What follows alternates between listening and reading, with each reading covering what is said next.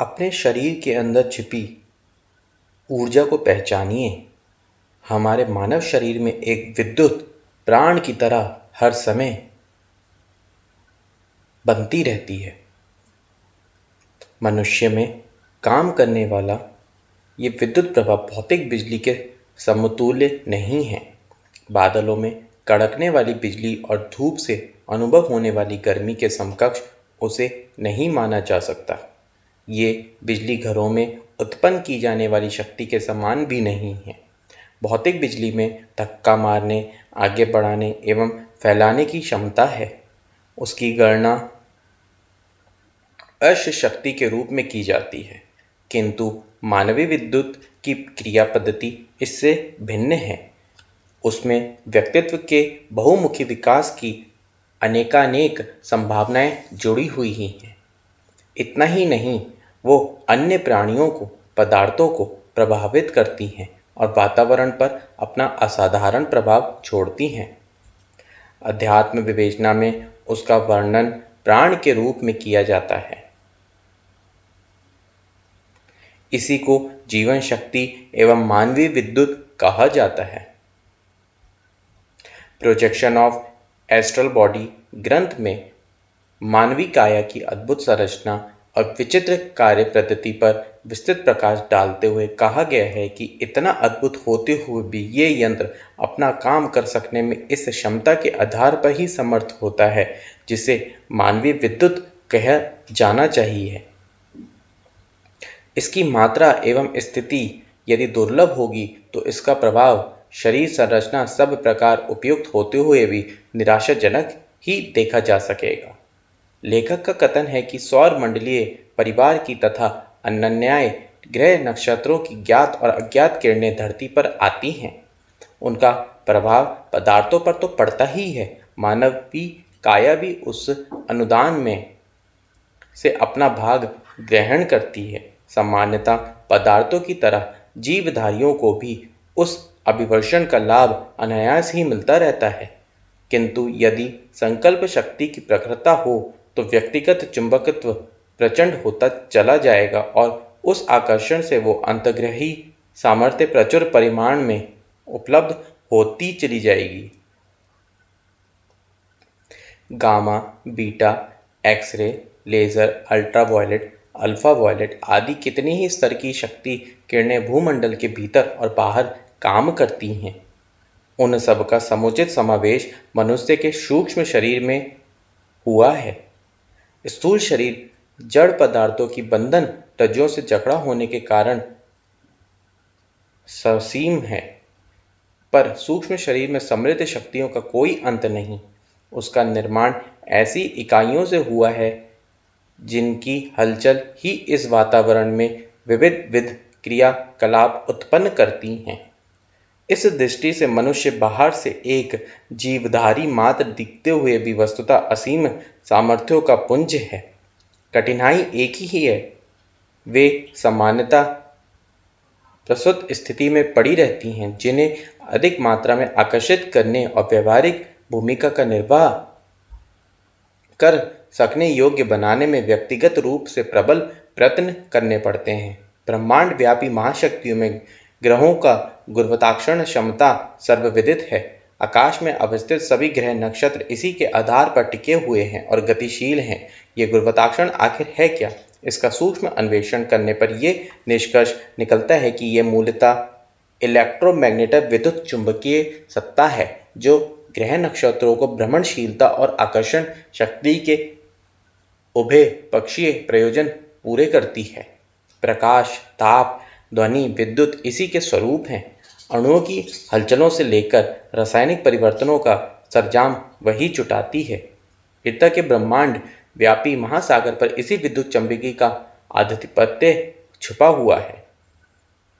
ये शक्ति जड़ नहीं है। यदि वो जड़ रही होती तो अणु परमाणु की संरचना और हलचलों में अद्भुत व्यवस्था दिखाई पड़ती और उसके दर्शन ना होते। ये विद्युत चुंबक प्राण है।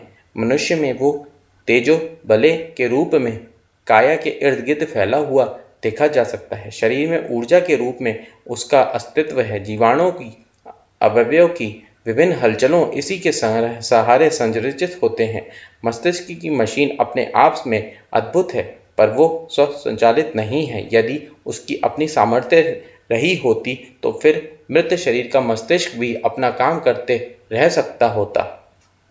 ये प्राण ही है जो मस्तिष्क की चेतन और अचेतन परतों पर छाया हुआ है और उन्हें अपने निर्धारित क्रियाकलाप करते रहने के लिए आवश्यक सामर्थ्य प्रदान करता है। ग्रहों में अपना गुरुत्वाकर्षण है, फिर भी वो उनका निजी उत्पादन नहीं है। ब्रह्मांड व्यापी विद्युत चुंबकीय क्षमता में से ही ये ग्रह नक्षत्र अपनी हिस्सा बांटते हैं और गुरुत्वाकर्षण दूसरे शक्ति संचार से भरे रहते हैं। ये सम्मिलित पूंजी है जिससे विश्व परिवार के सभी घटक अपना अपना भाग पाते और गुजारा करते हैं। ये बात प्राण शक्ति के संबंध में भी है। विश्वव्यापी महाप्राण एक तत्व है। उसी विशाल वैभव में से पृथ्वी के जीवधारी अपनी अपनी पात्रता और आवश्यकता के अनुरूप भाग पाते हैं। मनुष्य की ये विशेषता है कि वो इस सामान्य वितरण में से उपेक्षा पूर्वक उसे गंवाता रह सकता है जो उसके लिए सहज सुलभ है। इसी प्रकार उसके लिए ये भी संभव है कि प्रयत्न करें, उत्साह सजाएं और संकल्प के सहारे व्यापक प्राण शक्ति में से बड़ा भाग अपने लिए उपलब्ध कर सकें। प्राण योग की साधना प्राणायाम प्रक्रिया इसी प्रयोजन की पूर्ति का एक सुनिश्चित विज्ञान समस्त आधार है। प्राण एक चेतन विद्युत ऊर्जा है जिसकी मात्रा बड़ी चढ़ी होने पर बहिरंग और अंतरंग जीवन के दोनों पक्षों में उसका चमत्कारी प्रभाव देखा जा सकता है। ये प्राण शक्ति की व्यक्तिगत जीवन में साहस और उत्साह के रूप में चमकती है। उसे दृढ़ता और तत्परता के रूप में देखा जा सकता है। संकल्प शक्ति के रूप में उसी का परिचय प्राप्त किया जा सकता है। निश्चय को पूर्ण करने के लिए मनुष्य इसी क्षमता के सहारे अनेकानेक कठिनाइयों को चीरता, अवरोधों से जूझता, श्रम साध्य और साम्य साध्य मंजिल को पार करता है। प्रतिकूलताओं के बीच भी जो अनुकूलता उत्पन्न करने का प्रयास कर रहा है, निराशाजनक परिस्थितियों में जिसे आशा की क्षीण किंतु सुनिश्चित किरणें दिख पड़ती हैं, उसे प्राणवान कहा जा सकता है। लोक प्रवाह के विपरीत जो अपनी राह एकाकी बना सके, अपने बलबूते पर अपनी योजनाओं को कार्यान्वित करने की शौर्य दिखा सके, उसमें आत्मविश्वासी प्राण शक्ति की उपयुक्त मात्रा काम करते हुए देखी जा सकती है। ऐतिहासिक महामानवों में इसी प्राण तत्व की समुचित मात्रा रही है। इसी के सहारे उन्होंने महत्वपूर्ण निर्णय लिए और दुस्साहसपूर्ण कदम उठाए। लोक प्रवाह के विपरीत जब उनने अपने स्वतंत्र भाव निश्चय घोषित किए तो कुटुंबी, संबंधी और तथाकथित हितैषी एकजुट होकर उनका उपहास, असहयोग और विरोध करने पर उतारू हो गए। उन्हें प्रभा के विपरीत चलने में खतरे की आशंका दिखी और शुभ चिंतक के नाते उस खतरे से बचने का परामर्श दिया। किंतु प्राणवानों को तो आदर्शवादी मार्ग अपनाने में संकटों के साथ आंख मिचौली खेलने में ही मजा आता रहता है। खतरों के बीच ही प्रगतिशीलता पनपती है। महामानवों की सफलताएं उतनी महत्वपूर्ण नहीं जितनी कि उनके साहस प्रदर्शन की स्मृतियां। सफलताएं तो कईयों को संयोगवश भी मिल जाती हैं, उन्हें छल बल से भी उपार्जित किया जा सकता है। महत्व उन घटनाओं का है जिनमें साहस के आधार पर घनघोर अंधेरे में प्रकाश जलाया गया हो और आंधी तूफान के बीच उस आलोक को बुझने से बचाया गया हो।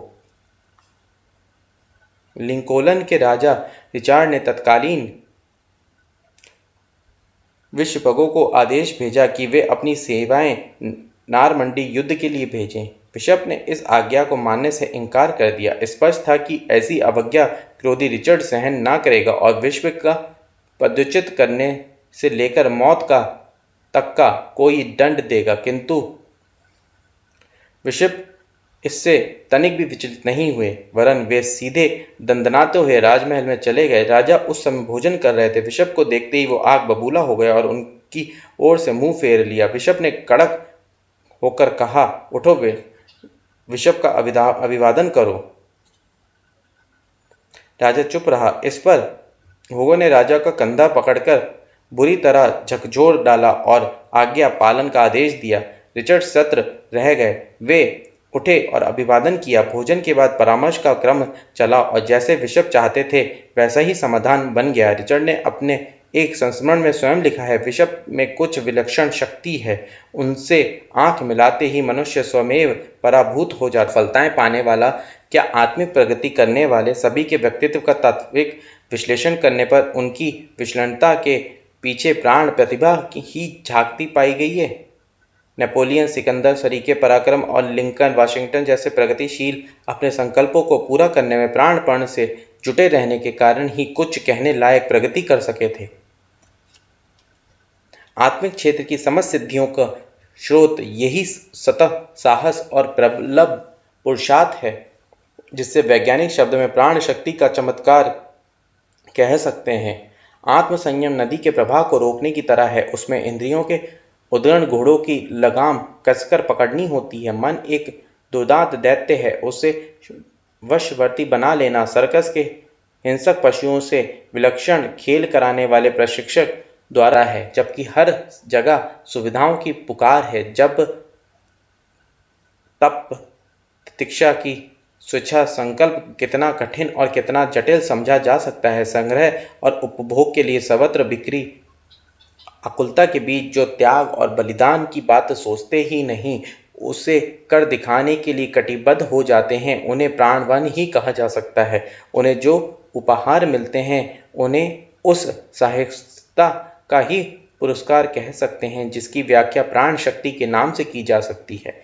गायत्री मंत्र की उपासना से प्राण शक्ति का अभिवर्धन आश्चर्यजनक गति से होता है। गायत्री मंत्र का देवता सविता है, ये सविता प्राण शक्ति का अधिष्ठाता है। शास्त्रकार ने कहा है, सूर्यमंडल में अविनाशी परमात्मा का ध्यान करना चाहिए।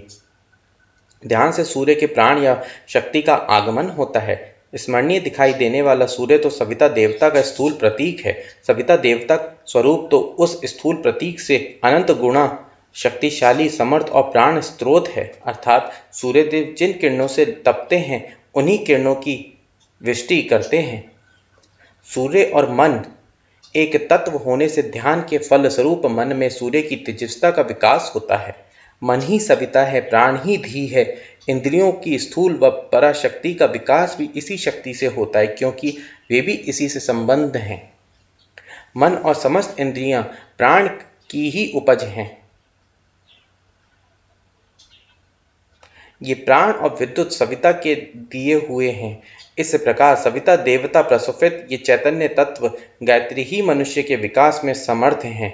यदि हम उसे भली प्रकार समझ धारण कर सके तो ये शक्ति स्वरूपा गायत्री हमारे मन, बुद्धि, चित्त को शुद्ध और निर्मल बनाकर हमारी क्षमताओं का विस्तार सैकड़ों गुना कर सकती हैं और उसी से हम लोक परलोक की शांति के अधिकारी हो सकते हैं।